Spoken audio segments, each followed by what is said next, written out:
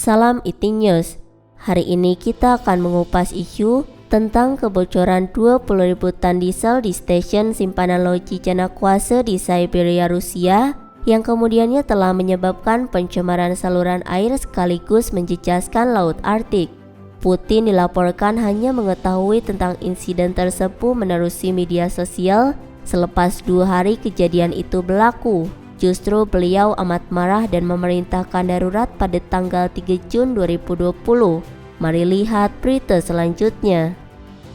Tumpahan minyak diesel sebanyak 20.000 tan dari kemudahan penyimpanan Loji Janakwase di Siberia, Rusia ini telah mengakibatkan pencemaran saluran air serta menjejaskan Laut Arktik.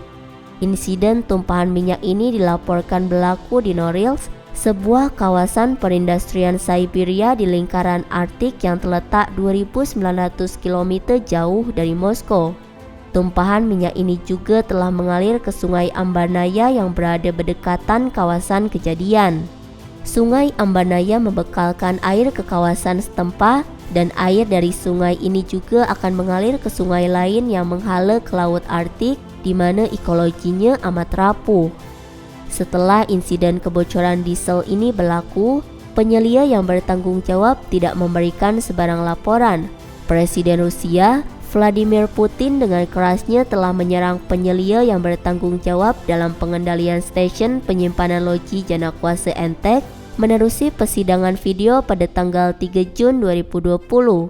Mengapa lembaga pemerintah mengetahui tentang perkara ini selepas 2 hari? Adakah kita harus mengetahui tentang keadaan darurat ini daripada media masyarakat? Kata Putin dalam persidangan tersebut.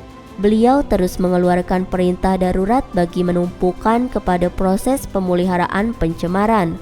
Suruhanjaya Penyiasatan Rusia telah melancarkan 3 siasatan jenayah ke atas pelanggaran isu persekitaran dan menahan seorang pekerja Loji Janakwase. Menteri Alam Sekitar Rusia, Dmitry Kobylkin menjelaskan bahwa hanya jabatan darurat sahaja yang dibenarkan untuk menangani proses pemeliharaan pencemaran ini dan mungkin tentera terpaksa dikerahkan. Ahli WWF yaitu Alexei Kniznikov turut mengulas tentang insiden tumpahan minyak ini dan menyatakan bahwa ia adalah kejadian tumpahan minyak kedua terbesar dalam sejarah moden Rusia selepas tahun 1994. Tumpahan minyak di Komi di wilayah barat laut dikatakan berlangsung selama beberapa bulan.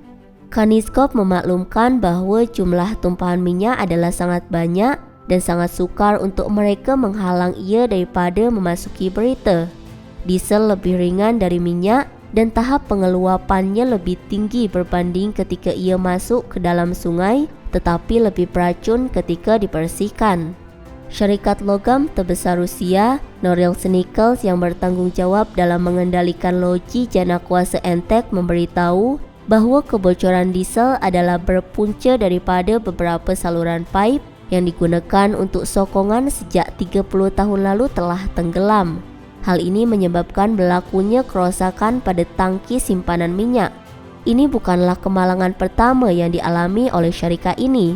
Pada tahun 2016, bahan pencemar di empangan penapis dari salah satu kilangnya mengalir ke sungai tempatan dan mencemarkan sungai dengan warna merah darah. Pada masa itu, syarikat itu hanya didenda tidak lebih daripada $1.000 Amerika.